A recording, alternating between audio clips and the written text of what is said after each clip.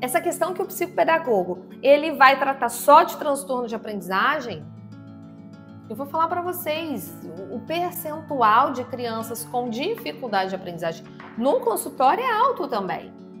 Nem sempre a gente vai tratar só de transtorno. Ué, Priscila, mas é uma dificuldade de aprendizagem e precisa de terapia? Sim, precisa de terapia. Porque às vezes é a terapia que vai ali no ponto-chave daquela dificuldade de aprendizagem. E às vezes é o olhar do psicopedagogo que vai conseguir enxergar que aquela criança está tendo uma dificuldade de aprendizagem porque está associada a alguma questão emocional que ela está vivendo, e aí o psicopedagogo vai chegar ali para a família e vai falar, olha, precisamos ir, por exemplo, para um psicólogo. Precisamos tratar essas questões emocionais para que a aprendizagem evolua. É o psicopedagogo que às vezes vai conseguir conversar com a escola e entender o que está acontecendo. Você sabe diferenciar dificuldade de aprendizagem para transtorno de aprendizagem no momento da avaliação psicopedagógica? Não? Olha, então fica aqui ligadinho nesse vídeo, porque a gente vai conversar sobre muita coisa bacana, inclusive sobre as dificuldades e os transtornos de aprendizagem. E o olhar do psicopedagogo, o quanto que é importante a gente saber diferenciar quando que é uma dificuldade de aprendizagem, quando que é um transtorno dentro da avaliação psicopedagógica. Gente, eu organizei alguns tópicos para a gente poder conversar, tá? Primeiro ponto, a gente tem que saber, sim, diferenciar quando é uma dificuldade para quando é um transtorno. Por quê? O nosso olhar, até mesmo no processo de intervenção, vai ser diferente. Mas, às vezes, não é fácil diferenciar uma dificuldade por um transtorno de aprendizagem. Por isso que é tão importante o psicopedagogo aprofundar os seus estudos em relação a isso. Priscila, são muitos os transtornos existentes. Preciso saber todos eles? Gente, saber todos eles, de afinco, assim, é complexo. Mas a minha dica é, pelo menos os transtornos que envolvem ali as dificuldades escolares, por exemplo, a dificuldade na aprendizagem, que existem alguns transtornos também que são voltados ali para o processo escolar. Então, por exemplo, dislexia, desortografia, descalculia, até mesmo o TDAH vai trazer ali, às vezes, algumas questões escolares. O autismo, então pelo menos esses, a deficiência intelectual, tudo que pode impactar naquele processo escolar da criança, nós psicopedagogos a gente precisa saber sim. A gente precisa aprofundar os nossos conhecimentos em relação a isso, tá? Então a gente vai conversar sobre alguns hoje. Primeiro ponto, importante ter esse olhar durante a avaliação. Priscila, mas você vive falando que psicopedagogo não lauda. Não lauda. Mas a gente pode sim levantar algumas hipóteses. E aí a gente trabalha sempre com descarte de hipótese também. Assim como a gente levanta algumas, a gente também vai descartar outras, tá? Então eu selecionei aqui alguns pontos para a gente conversar, inclusive, sobre quando descartar essas hipóteses, quando levantar uma hipótese, tá? Mas antes disso tudo, vamos falar um pouquinho sobre a diferença das dificuldades para os transtornos? Gente, dificuldade de aprendizagem, ela é passageira. Que isso? Hoje a criança pode ter dificuldade de aprendizagem, mas aí pode vir, a gente faz um trabalho de intervenção ali com aquela criança, ela evolui e segue a vida, tá? Os transtornos, eles já estão associados às disfunções, ou seja, é sim possível a criança avançar, a gente trabalha arduamente para isso, na verdade, porém, esse avanço, ele é mais lento, ele depende de outros fatores também. A criança precisa de ainda mais estímulos adequados, enfim. Então, as dificuldades de aprendizagem, elas são passageiras e os transtornos de aprendizagem, eles já estão associados ali a uma disfunção neurológica, tá? Deu para entender? Mas basicamente isso. E aí, mas quando a gente pensa nesse passageiro, nessa dificuldade de aprendizagem, o que pode ocasionar uma dificuldade de aprendizagem? É isso que a gente também tem que ter esse olhar. O que pode causar essas dificuldades? Inclusive, falta de estímulo. Às vezes eu recebo crianças que têm determinadas áreas ali cerebrais que não estão sendo ativadas, que precisam ser ativadas para ela progredir. E isso quer dizer que ela tem um transtorno? Não, é falta de estímulo adequado. Às vezes, uma metodologia escolar inadequada também pode ocasionar ali uma dificuldade de aprendizagem. Então, uma metodologia que não está adequada, uma falta de estímulo, e aí também temos ali as questões emocionais, ambientais, culturais, que podem influenciar também nessa dificuldade de aprendizagem. Então, por exemplo, se uma criança está passando por um processo ali de divórcio dos pais, ela pode apresentar uma dificuldade escolar. Porque a cabecinha dela, no momento que ela está ali na sala, tadinha, ela não está conseguindo nem pensar, nem prestar atenção no professor, por conta dessas questões emocionais. Às vezes, alguns outros transtornos, eu já atendi crianças, por exemplo, com depressão. Existe a depressão infantil. E aí, às vezes, essas outras patologias, essas outras questões emocionais interferem na aprendizagem. Crianças muito ansiosas também podem apresentar dificuldade de aprendizagem. E nem sempre essa dificuldade de aprendizagem vai ser um transtorno. Às vezes, é uma criança que tem TAG, transtorno de ansiedade generalizada. Ué, Priscila, ela tem um transtorno comportamental. Não necessariamente ela vai ter um transtorno específico ali de aprendizagem associado em comorbidade, tá bom? Então a gente também precisa sempre pensar nisso. As dificuldades de aprendizagem, apesar delas serem passageiras, elas são passageiras desde o momento que há uma intervenção eficaz ali no quadro. Porque senão, aquela dificuldade, ela vai virando uma bola de neve. Se ela não for tratada, aquela dificuldade que às vezes era pouca, leve, ao passar dos anos de escolaridade que a criança vai cursando ali, ela vai criando ainda mais lacunas e vai tendo ainda mais dificuldade. Então vamos supor que é uma criança que teve dificuldade lá no processo de alfabetização. Aí ela foram passando os anos, ela foi para o segundo ano ainda com um pouco de dificuldade, terceiro ano começou a ler, mas ainda com um pouco de dificuldade. E aí não foi tratada essa dificuldade de aprendizagem. O que vai acontecer com ela? Quando ela chega lá no quarto, no quinto ano, ela está com um boom de dificuldade de aprendizagem, sabe?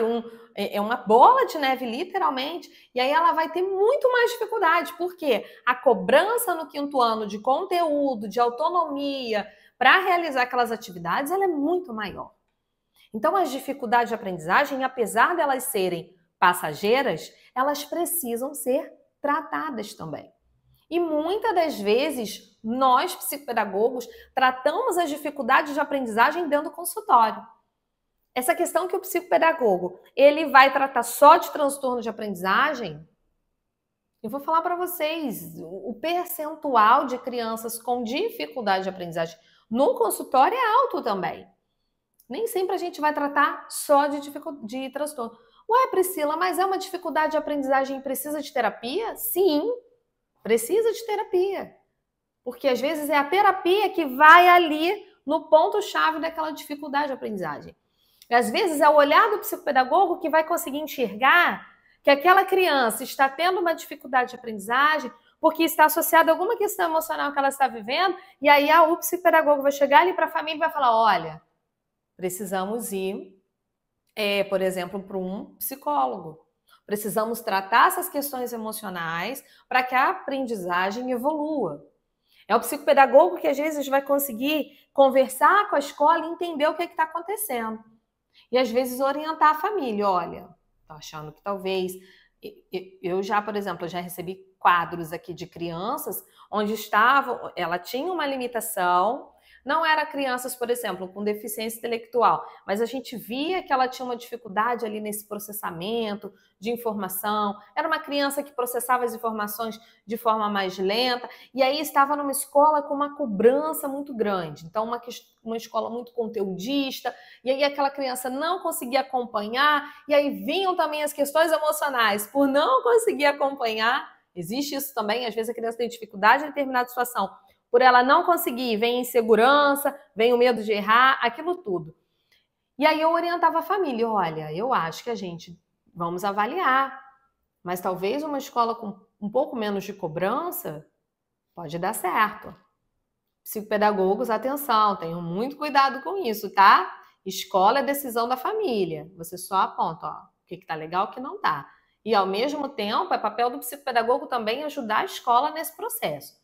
Então vamos supor, eu estou falando de quadros de dificuldade, porque quando se trata de transtornos de aprendizagem, o papel do psicopedagogo, inclusive, é ajudar a escola nessa mediação com essa criança. Porque independente de escola, ele vai apresentar a mesma dificuldade, principalmente por se tratar de um transtorno, ou seja, é algo orgânico ali da criança, é o funcionamento cerebral daquela criança. Então temos que ter cuidado com isso. Eu não estou falando para vocês saírem orientando a família a tirar de escola e colocar em outra. Não é isso.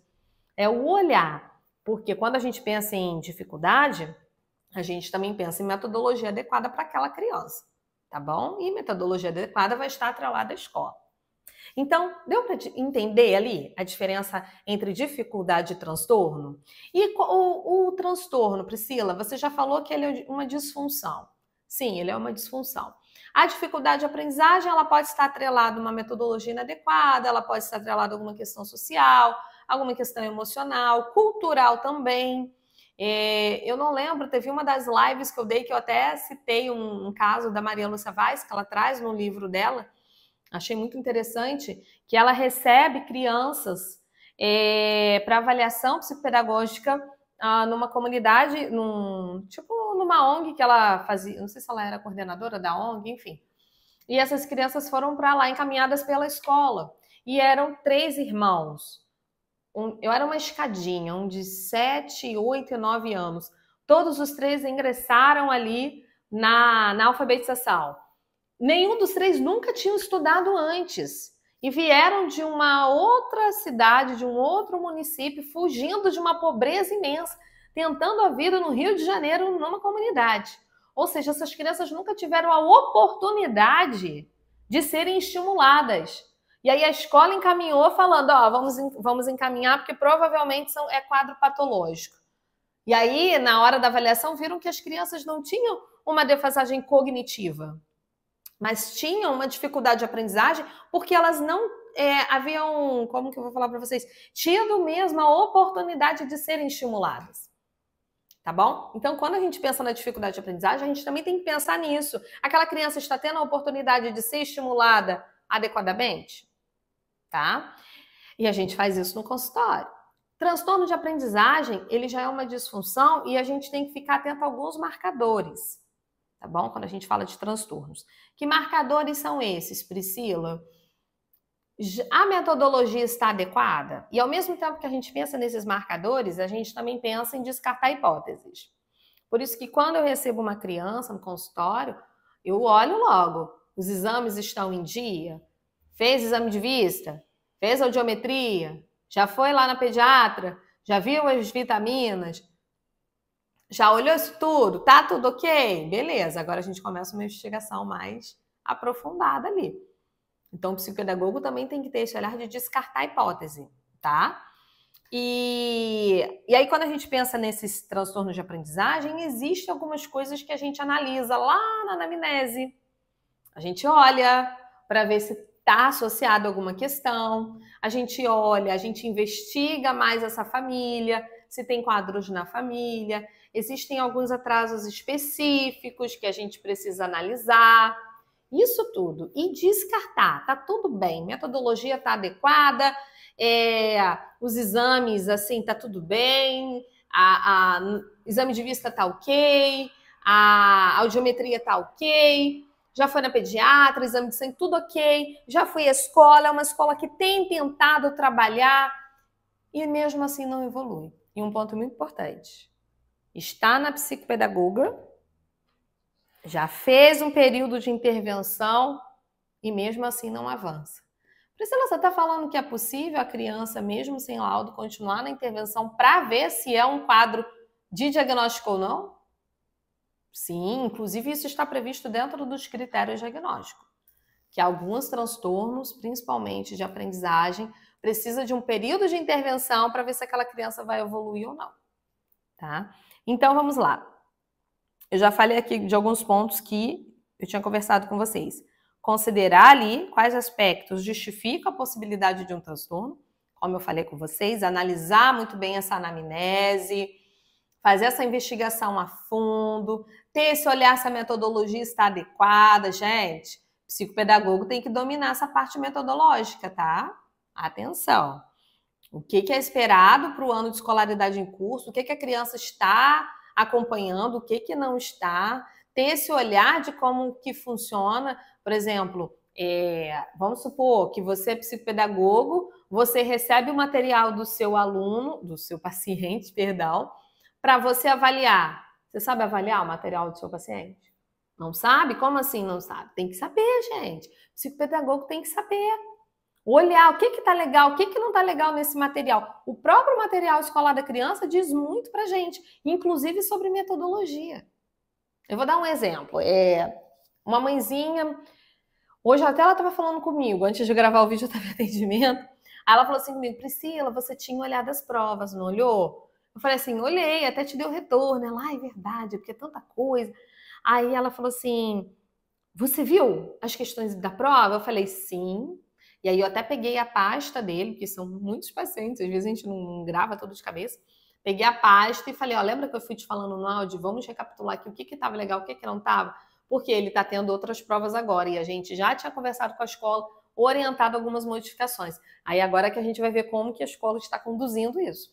E aí eu até falei para ela, eu falei, olha, eu olhei a prova, de acordo com o quadro dele, não tá legal, as adaptações não estão legais, como tem ocorrido, o material didático dele não tá legal, mas é o quê? O meu olhar para o meu paciente e o material escola dele e as provas que ele tem feito. E assim, gente, eu falo item por item para a mãe o que tá legal, o que não tá legal. Eu falo para ela, ó, isso daqui não tá legal porque isso aqui faltou por conta disso aqui. Tudinho, item por item. A gente tem que aprender a olhar material escolar. A gente tem que aprender a olhar metodologia de escola. Não com o objetivo de sair criticando essa metodologia é melhor, essa daqui é pior. Não é isso. É para saber se o meu paciente vai conseguir aprender com aquela metodologia ali. E isso tem a ver com as dificuldades de aprendizagem, tem a ver com o descarte para transtorno. Olha isso, olha que peso, não é? Então vamos lá. Aqui eu já falei com vocês que, apesar de não laudarmos, o psicopedagogo precisa aprofundar os seus estudos a respeito dos transtornos e também metodologias, pelo menos as básicas, né, gente? O psicopedagogo precisa saber o que é um socio-interacionismo, o psicopedagogo precisa saber qual é a metodologia do construtivismo, o psicopedagogo tem que saber qual é a metodologia de um ensino mais tradicional, assim como eu sempre falo que o psicopedagogo tem que saber hipótese de escrita. Isso tudo é o quê? O pedagógico. Psicopedagogo não precisa dominar conteúdo escolar. Não é sobre isso. Mas é a metodologia, como a escola trabalha com aquele meu paciente. E a gente também tem esse atrelamento de ideias, quando a gente faz uma avaliação, e aí eu faço minha avaliação, eu tenho o meu olhar em relação ao meu paciente. Depois eu pego ali a metodologia que aquela escola está utilizando e vejo se encaixa, sim ou não. Vamos lá. Quando eu vou descartar o transtorno de aprendizagem? Eu vou descartar o transtorno quando o meu paciente evolui. É simples, o meu paciente está evoluindo ali num ritmo legal, com as intervenções necessárias, com as adaptações necessárias. Beleza. Existem escolas que fazem um trabalho já de mediação com as crianças, independente se tem laudo ou não. Eu acho isso muito legal. Eu mesmo tenho uma paciente, a gente está passando por esse processo aí de investigação, e aí a escola eu fui conversar com a escola falou, Priscila, quando a gente começou a observar as dificuldades, é uma escola que tem muito olhar para vestibular, ela está no 9º ano, é uma escola que o foco deles é vestibular e Enem. Cobra muito, né? Muito conteudista, mas eu achei o máximo, que eles falaram assim, ela veio para a gente esse ano, Priscila, quando ela começou a apresentar essas dificuldades, o que nós fizemos? A gente já mudou a nossa abordagem com ela. A gente viu que não ia adiantar trabalhar, dar a prova no mesmo formato, aquilo tudo para ela. Então a gente mudou o formato, nós fizemos as adaptações necessárias e mesmo assim as dificuldades ainda estão gritantes. E aí nessa avaliação a gente viu que ela também tinha lacunas. E essas lacunas de aprendizagem têm a ver com a bola de neve que eu falei com vocês lá atrás das dificuldades de aprendizagem, tá bom? Então, é isso. Quando eu descarto o transtorno, quando eu faço as adaptações necessárias, eu faço uma intervenção com o meu paciente e aí o meu paciente evolui.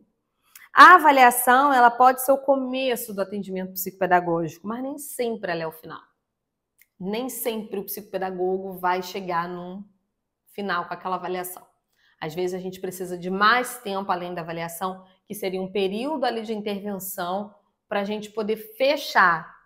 E aí eu falo com a mãe, ó, fiz a avaliação, vi todos os pontos de defasagem. Esse. Agora eu vou fazer uma intervenção e eu vou trabalhar todos esses pontos. Se não avaliar, a gente continua. Perdão, se não evoluir, a gente continua o nosso processo de investigação, tá? Quando cogitar ali, levantar uma hipótese de que é uma dificuldade. Priscila, olha, quando existem algumas questões que podem justificar essas dificuldades, como eu falei com vocês. Assim como existem marcadores ali para o transtorno de aprendizagem, existem alguns pontos que a gente analisa que está dentro ali da dificuldade de aprendizagem. Então, vamos supor que é uma criança que está hoje com dificuldade em determinado conteúdo, mas não teve histórico nenhum. Foi alfabetizado muito bem, evoluiu muito bem em todos os aspectos. Chegou, vamos lá, no 8º ano, travou. Grande chance de ser uma dificuldade de aprendizagem, porque ela não está conseguindo assimilar ali aquele determinado conteúdo. O psicopedagogo não precisa dominar conteúdo, mas a gente precisa analisar se aquelas habilidades precursoras básicas, aquela criança já conseguiu. Aí, às vezes, vamos supor, vamos lá, vamos fazer a avaliação da parte de matemática, e aí a gente olha e vê que aquela criança tem dificuldade, por exemplo, em multiplicação por dois algarismos. Aí você olha, é uma habilidade básica. Ela sabe multiplicar por 1, mas por 2 ela se perde totalmente. E para ela fazer as outras contas lá na frente, ela precisa daquilo ali.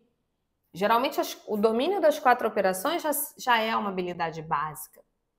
A forma como eu estruturo o meu pensamento é uma habilidade básica. Para que eu consiga, por exemplo, fazer uma resolução de um problema. Então, existem algumas habilidades ali que são básicas. E aí, na avaliação, a gente viu que aquilo ali está legal. Ela tem base, ela está com muita dificuldade muito específica em determinado conteúdo. E as outras questões estão legais. Fiz testes atencionais, está legal. Fiz testes de memória, está legal. Olhei a anamnese, é uma família muito parceira, porque isso também. É uma família que estuda para as provas, é uma família que pega junto no dever de casa, é muito comprometida, é uma criança que não falta muito. Tá tudo certinho. Aí eu posso olhar, peraí, porque tem 2 pontos. Está tudo certinho e as dificuldades persistem, pode ser um transtorno. Está tudo certinho e eu vejo que é uma dificuldade muito naquela parte ali que não envolve habilidade básica, que é de conteúdo, pode ser uma dificuldade. Lá no transtornos, as dificuldades geralmente elas vêm lá da dificuldade básica. Então, uma criança com dislexia, por exemplo, ela está lá no 5º, no 6º ano, com erros ortográficos, por exemplo, com dificuldade de leitura e escrita, que eu não espero nem mais para os pacientes de 3º ano do Fundamental 1. Então, assim, por isso que é importante a gente dominar os critérios diagnósticos, dominar a forma como é avaliado aquilo ali, tá bom? O que eu tenho que descartar para ser tal transtorno, ou o que eu não preciso descartar, qual é o sintoma que esse transtorno costuma ocasionar, em que idade. Falo muito da idade também, que não tem como, por exemplo, a gente avaliar transtornos de dislexia com a criança no 1º ano ainda. ainda está passando pelo processo de estímulo para a aprendizagem ali da leitura e da escrita. Enfim, vocês viram que são muitos pontos e vocês perceberam o quanto que é importante o psicopedagogo ter esse olhar do que é dificuldade, do que é transtorno de aprendizagem, para que a sua avaliação seja uma avaliação eficaz e para que você possa ajudar o seu paciente. Gente, é isso aí. Espero que eu tenha ajudado vocês. Fiquem atentos que teremos mais vídeos, mais informações, mais conteúdos relevantes para vocês. E olha, fica aqui o meu convite. Primeiro, por favor, deixa seu like, deixa seu comentário. Se você gostou desse vídeo, compartilha, porque a gente vê que a gente está indo pelo caminho certo, que a gente pode pensar até em mais conteúdos como esse para ajudar vocês, tá bom? Então não deixe de curtir, não deixe de comentar, se eu te ajudei. Se você tem alguma dúvida, deixa aqui nos comentários, eu sempre respondo, tá bom? Outra coisa também é que a gente tem a nossa comunidade no WhatsApp. E lá na comunidade, às vezes a gente faz lives secretas, enfim, é uma comunidade mesmo, não é grupo, então não é aberto, não tem aquele monte de gente mandando mensagem, não. É uma comunidade onde nós, administradores, a gente sempre coloca informações relevantes. Se você quer ficar por dentro de tudo que acontece aí no Psico Praticando, coloca lá, tá bom? Olha, beijo grande para vocês e até o próximo vídeo.